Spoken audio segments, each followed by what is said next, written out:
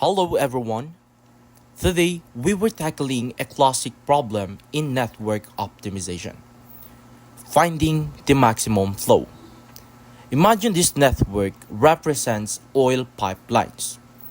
We want to figure out the maximum amount of oil we can transport from the tanker at point A to the truck at point Z. Each arrow represents a pipeline, and the number on the arrow indicates each capacity, the maximum amount of oil that can flow through it. Notice the infinity symbol on some edges. This means that these pipelines have unlimited capacity. We'll use a simplified version of the Ford-Fulkerson method. The basic idea is to find augment paths, two paths from A to Z where we can increase the flow. Now, let's start by finding a path. One possible path is A to P1 to P4 to P7 and to Z. The capacities along this path are infinity, 6, 4, and infinity. The smallest capacity is 4, so we can send 4 units of oil along this path. We update the flow by adding 4 to each edge in the path. Now, the flow along A to P1 is 4 by infinity. P1 to P4 is 4 over 6. P4 to P7 is 4 over 4.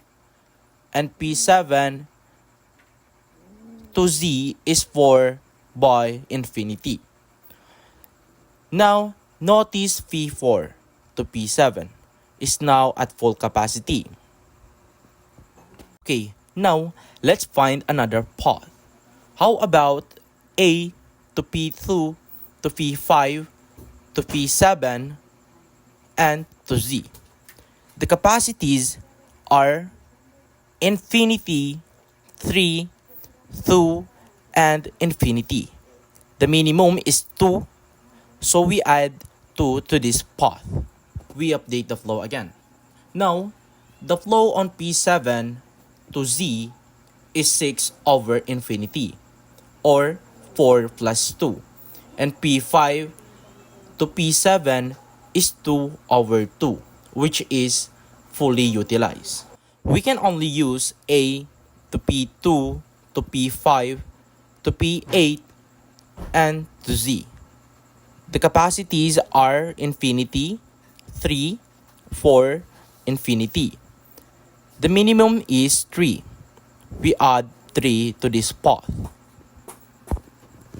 For more complete understanding, we can use the concept of residual graphs. When we send flow along the edge, we create a reverse edge with capacity equal to the flow. This allows us to undo flow if needed. After exploring all possible paths, we can see that no more flow can be pushed from A to Z. The total flow leaving A is what enters into Z, which is 4 plus 3 plus 2 is equal to 9. Another way to verify this is by finding a minimum cut. A cut is a division of the network into two parts, one containing A and the other containing Z. The cut capacity is the sum of capacities of edges going from the side of A to the side of Z. The maximum flow will always equal to the minimum cut capacity. The cut that separates A, P1, P2, P3 from P4, P5, P6, P7, P8, and Z has a capacity of 6 plus 3 is equal 9. Thus, the maximum flow is 9. Therefore, the maximum flow of oil we can transport from the tanker to the track is 9 units. We found this by systematically finding, augmenting paths, and increasing the flow along them. This method is a simplified explanation of the Ford-Fulkerson algorithm. Ever wondered how your phone knows the fastest route to your destination? It uses a clever algorithm called Dijkstra's algorithm to find the shortest path through a network of roads. Imagine an app with cities connected by roads. Each road has a distance. Dijkstra's algorithm helps us to find the shortest route to reach a specific city. It's like a step-by-step guide to finding the most efficient way of travel. We start at our starting city. We check all the roads connected to it and note down the distance to each city. We choose the closest city and mark it as visited. From that city, we check its connected roads and update the distance if we found a shorter route. We repeat this process until we reach our destination. Let's use a simple map. With a few cities, we'll start at city A and we want to reach city D.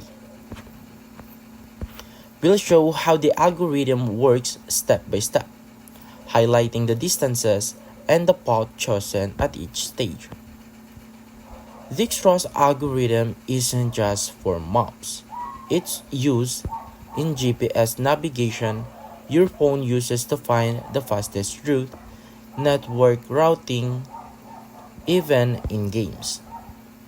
So next time you use GPS or play a game, remember the clever algorithm that's helping you to find the best way to go. Okay, that's all. Thank you for watching.